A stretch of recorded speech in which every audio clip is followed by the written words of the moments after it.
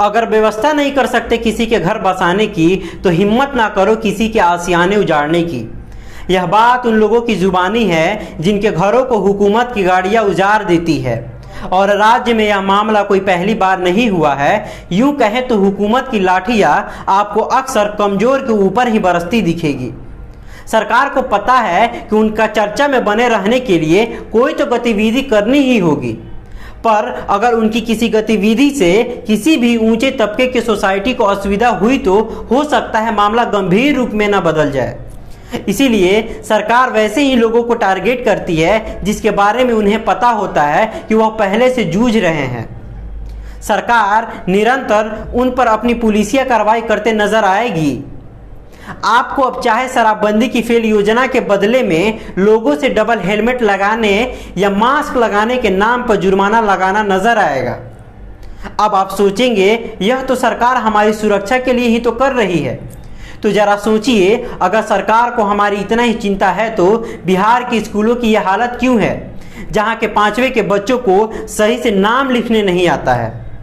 अगर सरकार को इतनी ही हमारी चिंता होती तो बिहार के अस्पतालों का यह हाल नहीं होता कि सही व्यवस्था नहीं होने की वजह से सैकड़ों बच्चों की मौत हो जाए। अगर सरकार को हमारी इतना ही चिंता होती तो कोरोना काल में चुनाव नहीं कराती। ज्यादा कहेंगे तो बातें बहुत लंबी हो जाएगी। आइए आज के मामले पर नजर डालते हैं। दानापुर के सगुना मोड़ स्थित सड़क के किनारे कुछ मुसहर जाति के लोग अपना छोटा मोटा आशियाना सड़क के किनारे बसा कर थे, जो कि तकरीबन 20 से 30 साल से लगातार वहीं रह रहे हैं। कई बुलडोजर की गाड़ियां उनके आशियाने पर चलाई गई, लेकिन फिर भी वह दोबारा वहीं अपना घर आकर बसा कर रहने लगे। सरकार की गाड़ियां आती जाती रहती है, लेकिन वो फिर अपना आशियाना वहीं बना लेते हैं।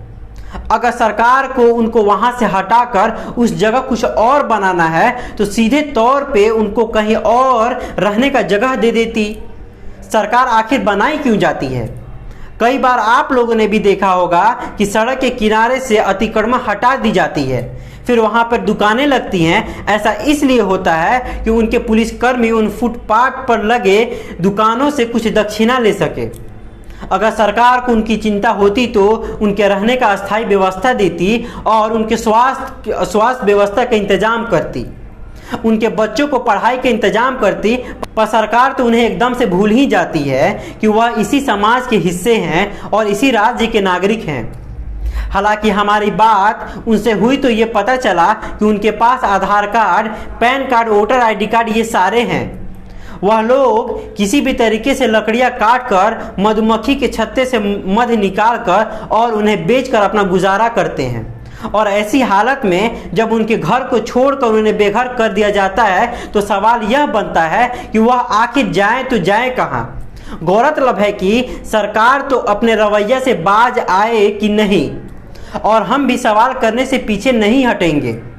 तो आप अगर हमारे इस प्रयास का साथ देते हैं तो इस वीडियो को ज़्यादा से ज़्यादा शेयर करें और हमारे चैनल को सब्सक्राइब करें। जय हिंद।